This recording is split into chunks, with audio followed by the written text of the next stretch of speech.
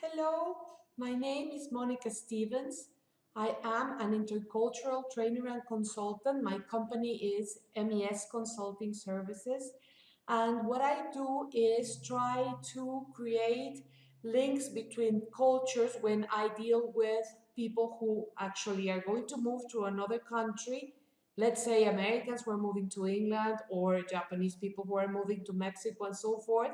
And also when people work within a multicultural team. It's extremely important to remember that diversity is here and it's probably going to stay among us.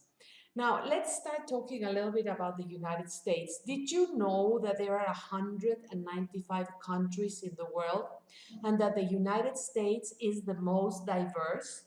For example, US companies have employees who speak over 30 different languages, and some cultural differences affect how we do things, how we view time, how quiet or how talkative we are, and even how we work or how we study. In the last few years, globalization has brought us all together to go on vacation, to do business, or to study abroad. That is why it is so important to understand people from other cultures, to learn how to interact with them, and to enjoy the differences between us. It is important to remember that no culture is better than other, and that we all have different motivations, experiences, and priorities. Knowing that we are all different makes life more interesting and fun. In some countries, dealing with other cultures has been done for years and even centuries. That is the case of Europe, where countries are geographically located side by side, and this has allowed them to trade, to fight, to sign agreements, and to visit one another for thousands of years. Something that can help us understand others is empathy. Have you heard the term? It refers to the ability to put yourself in someone else's place in order to understand how they think, act, and feel. And this is especially useful when dealing with other cultures.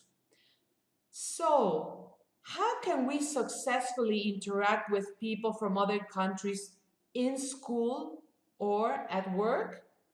There are a number of ways we can achieve our goal. For example, by being friendly and by showing interest in their language, their history, and even their laws, because even laws can differ from one country to another. Did you know that? I recently came back from Greece, and in order to travel more effectively, I learned a few phrases in Greek. Of course, I don't speak the language, but I tried my best to learn how to say thank you, how much is this, even where is the toilet, things like that. And in one of the shops, a man got very, very happy to hear me saying something because he said that just the fact that I was making an effort to say something in their language showed respect, and the service they gave us at the shop and the smiles that we saw showed that the people were getting very, very happy to see that we were actually trying to understand and respect the culture. And this is just one example. Two or three phrases in another language go a long way. Now, another way that we can achieve the goal of getting along better with other cultures is by realizing that different does not mean less capable or less intelligent. Usually, people who have an accent is simply an indication that this person speaks more than one language, and this is something worth remembering. Also, another way that we can get along with people from other cultures is by finding points in common. We all have something to share.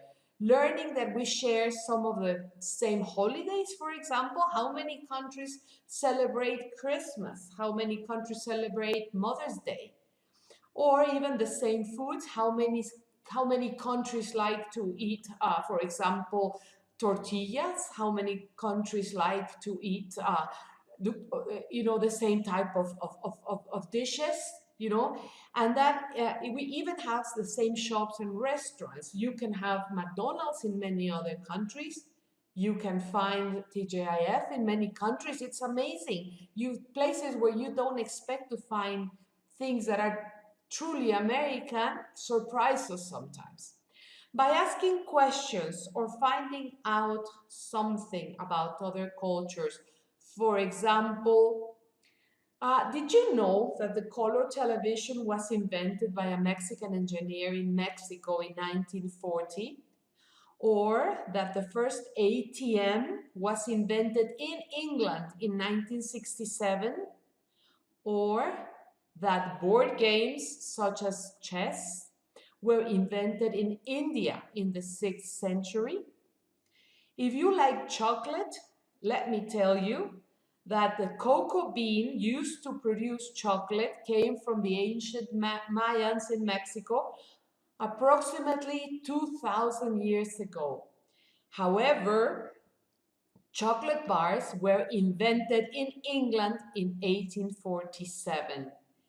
When you show that you know something about the other person's culture or history, you make that person welcome in this country, and you yourself look much better informed. You are worthy of admiration by people from other countries when they realize that you actually know something about their country, or that you have taken the trouble to find out something about them. It makes them feel important, and the relationship from then on goes more smoothly. When we deal with people from other cultures, there are certain specific differences that we must be aware of. There are studies that describe what the main differences between cultures are. The studies published by Dutch scientist Gert Hofstede and American anthropologist Edward T. Hall show us how people behave and react depending on where they are from. The first of these dimensions is the uncertainty avoidance index. What is this? Well, this refers to how willing people are to say no openly. Cultures high in uncertainty avoidance index include Latin America and India. In these countries, denying or saying no to something you offer or something you ask them to do is extremely difficult. They feel they're putting themselves on the spot, so usually they answer yes, even if they're not going to do it, because their index is very high in the uncertainty avoidance.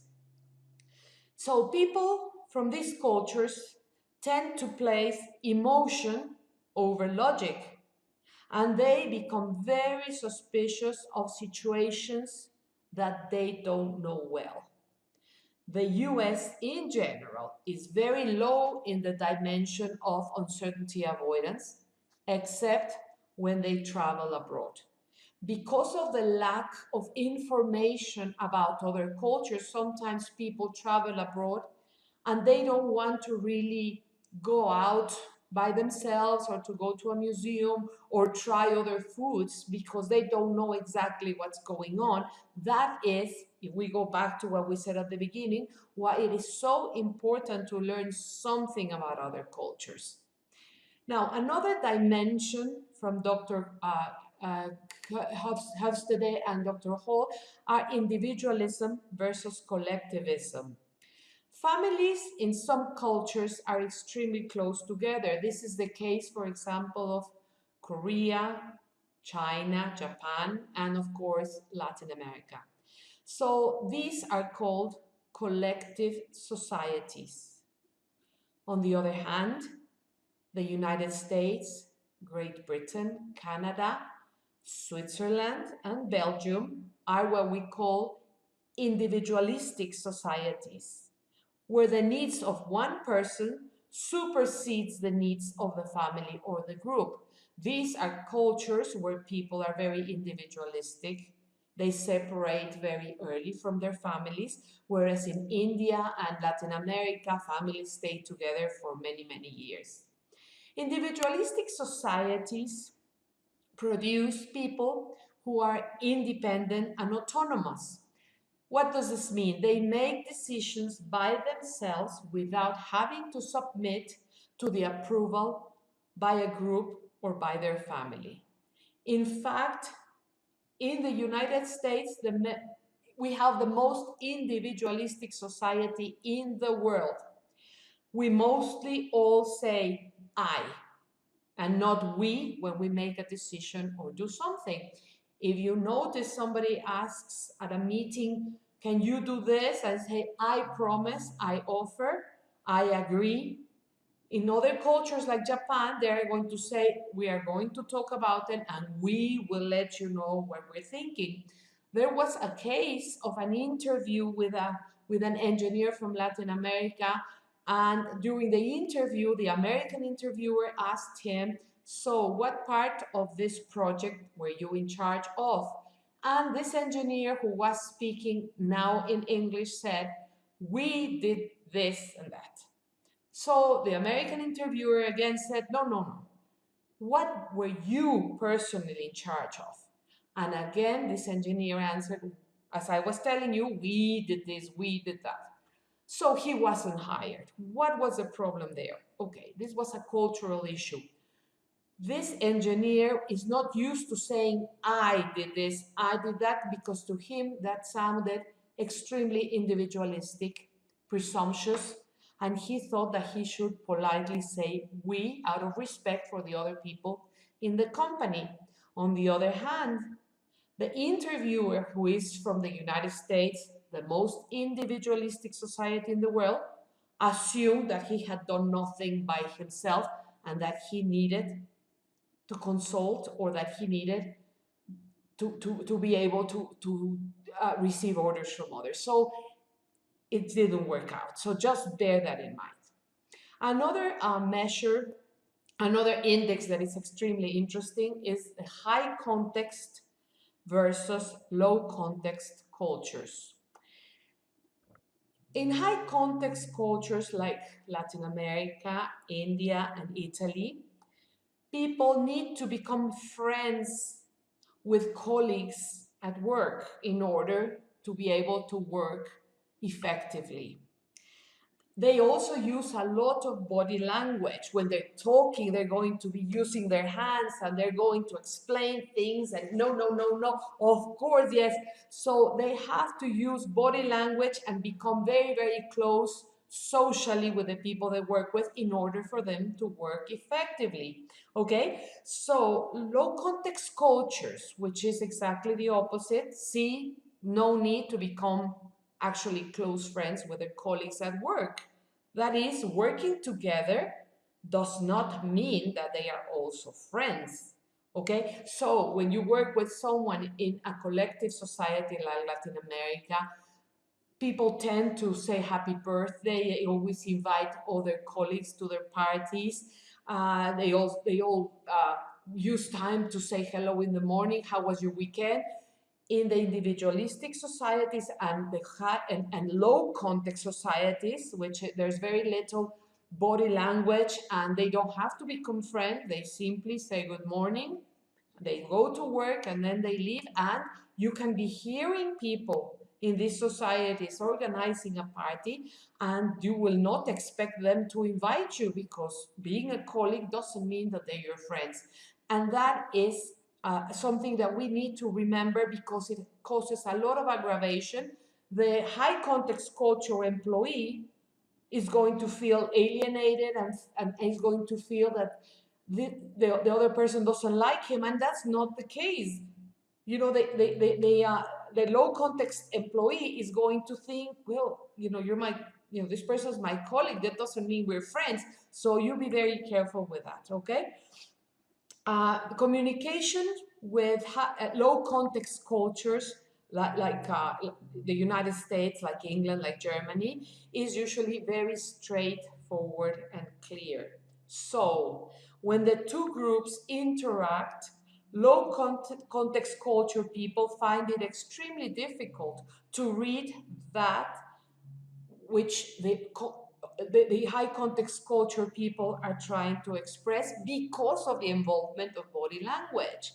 If they say, for example, a low context person says, are you okay with the solution that we offered? And the high context culture goes, yeah.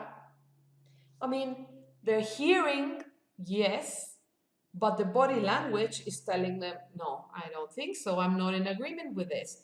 So it's very difficult for low context culture people to read the body language of the high context culture people. So that is something that must be taken into account when you are trying to communicate with people from a very different culture, as in this case, okay? All right, and so the next one that is, this one, I like this one because I've had problems with this one myself. You know, when you have polychronic versus monochronic societies. Okay, a polychronic society is a society where time is irrelevant. There is absolutely no need to rush. Why do you want me to come on time? Please stay longer. Time is completely irrelevant. That is the case, for example, of Italy, Ireland, Latin America, the Arabic countries. And then you have the monochronic societies where time is money, time is of the essence, time is respecting others. You must never be late. You must never stay late. If you say something is going to be done by one, it better be done by one. Whereas the previous example I gave you, the polychronic cultures, if you want to have something ready, you're going to have to ask several times because to them, 1 o'clock is going to be the same as 2, 3, or tomorrow. There is actually a very interesting word in Spanish, in Mexican Spanish, called ahorita. This ahorita, which actually should mean now, means in a moment, in an hour, tomorrow, never. So you have to be extremely careful with that. Now, what is the situation in the United States? Well, time is extremely important in the United States, in Germany, and in the UK. So people are always on time. Okay, these monochronic cultures have time that is exact, limited, precious, extremely important, and therefore it should not be wasted. In Latin America, India, Spain, and Saudi Arabia, all polychronic cultures, time is not so important and people are less punctual. They arrive late and they stay late as well. In these polychronic cultures, people work more by objectives than based on a timeline. Also, these cultures have people who don't have a problem multitasking. That is, doing several things at the same time, and interruptions are not a problem. They're very well tolerated. Let's use an example. You go to a shop in the United States or in Germany or in England, and the shop assistant is already talking to one of the clients, or one of the customers. You ask a question and they are going to either ignore you or feel extremely offended. Why? Because you're interrupting what they're doing with the other customer. If you do that exactly the same in Latin America or any polychronic culture, the shop assistant will take a second to turn around, give you an answer, and carry on talking to the customer. The customer, if the customer is from the same culture as the shop assistant, will also take the interruption well and will not take offense or be angry. That is a huge difference, okay? Now, let us use an example of polychronic, collective, high context cultures like Latin America, Italy, Greece, Africa, the Arabic countries, China, India, and Pakistan. Let's talk a little bit about who they are. Well, they are the largest group in the world. They amount to 3.7 billion people, more than half the world population. They do not, as we said, pay much attention to time, and they are very casual and they love to party. Family members of any age, it could be a great grandfather, are very important when making decisions. And more than anything, in these countries, there really is no generation gap. And that is something very interesting, because if you go to a meeting and in the meeting you have a very old person sitting there and you obviously address the younger executives, probably those younger executives are going to consult with the older person, and if that person did not feel taken into account, you are going to have a problem there, okay? Now, also, this group of people, they are very lively and they are very talkative. They're creative, they're imaginative, and they use a lot of body language. They shake hands, they cuddle, they kiss.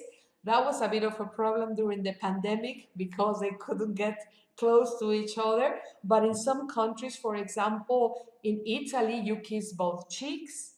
And they also have, in Mexico, they have this embrace where you shake hands, then you hug, and then you shake hands again when you are very familiar with the person already. So they're very touchy, they're very warm, and that is different from cultures in which you barely shake hands, because the distance between people is extremely important. Another important point when dealing with other cultures is why it is so important to learn a foreign language. Remember, we mentioned that at the beginning today. Now, apart from when you travel and you at least say a couple of phrases to look well, there are a number of reasons, okay? First of all, you are more in control when you travel to other countries, or even when you are at a business meeting when people from another country speak a different language. So it gives you greater confidence. This is what happens. You assume, and correctly so, that everybody speaks English because English is taught all over the world and is the de facto language of business. But if you go to any country where English is not their native language, eventually they will revert to their own language to explain something or to agree on something. So you will be left out in the cold. When you are able to speak the local language, you will be able to understand what they are talking about. So it's very important for you to be in control, especially when you are at a meeting. You don't want people talking, and it happens always. Somebody didn't understand something, or somebody wants to clarify a point really fast, they turn around and revert to their own language. When you also speak that language, you do not lose anything at the meeting. So it's extremely important to be able to speak something, something else. Now, you can also learn more about the other culture because there are phrases that are just, prevalent in other cultures that are difficult to translate. So when you're able to speak something, then it's very convenient for you to feel more at ease and more accepted and more at home when you speak a little bit of the other language or the place where you are. You are not dependent on whether they want to translate for you or how well or how much they're willing to do it. So you're not depending on whereas somebody else is going to translate for you. You yourself can control understanding or not. Now, also something that is even more important, your image improves before the other culture. People from other cultures like it very much when you try to speak their language. So you make friends more easily. Remember, we were talking about cultures where a colleague or a business acquaintance becomes a friend. And when they become a friend, for these cultures, it's important to make friends in order to do business successfully. some of these cultures, if they don't feel you are their friend, they are not going to trust you. In fact, in some cultures, uh, you try to establish a business relationship, which you can do online now with all this modern technology, and they will not accept that. Why don't we get together? Why don't you come and visit? We'd love to take you to try our foods, and we'd love to show you, all our city. They want to look at you in the eye personally in order for them to trust you. So if you add to that the fact that you speak some other language, you really have a great advantage when you're trying to do business, okay? And you don't have to be totally fluent, but even a few words go a long way, okay? And the most important reason to learn a foreign language, believe it or not, learning a foreign language improves your memory skills. So there is no downside to actually learning a foreign language. Now, I hope you're enjoying this presentation. I know it's not very long, but I think it has enough content for you to think about the advantages of understanding other cultures, considering the fact that it might be good to learn a foreign language, reading a little about another culture. Maybe you have people in your classroom or executives who work with you who are from somewhere else, and now you'll be thinking, oh, so that's why he or she does this. I never thought about it. So it's a great way to understand and get along better, both at school and in an office. So finally, so how would you like to be a global leader when you grow up? And I'm talking now to the students who are watching this presentation. And who can be a global leader in today's global economy? Well, anyone who understands and accepts that people from other cultures, religions, and ethnicities can effectively work with colleagues from other cultures for the common good of their organization or their school. A global leader is anyone who learns and cares about what is happening in the world. Remember, watching the news from other places is very, very convenient, because when you're with people, you can actually say, oh, by the way, I read that there was a tsunami here. Oh, by the way, I heard that you just have a new prime minister. When people realize they are taken into account, and I think that goes for any type of culture, not just the high context societies. Everybody wants to feel that they are important to you in a personal manner, even if they're not from a high context society. The fact that you know a little bit about their culture goes a long way. So someone who is willing to become well informed on international issues in order to make the right decisions is somebody who is going to be better prepared to do business or to get along with people from other cultures. Okay, so well, I want to thank you for your time. I hope you enjoyed this presentation.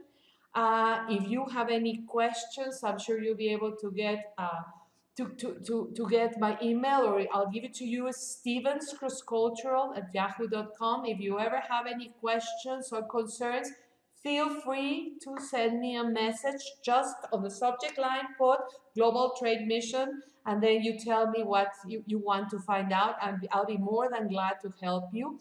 And thank you so much.